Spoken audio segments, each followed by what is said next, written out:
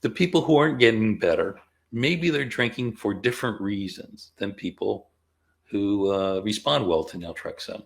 And the notion is alcohol is a molecule that has many effects in the body.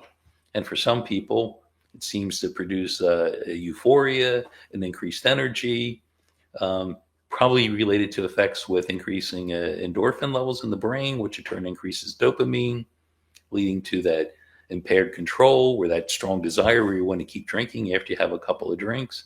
And naltrexone should work really well for that group. And there are other people who drink, I think, because alcohol has sedative effects, and it clearly does. That alcohol will put you to sleep. So some people may use alcohol as a way of knocking themselves out so that they fall asleep easier.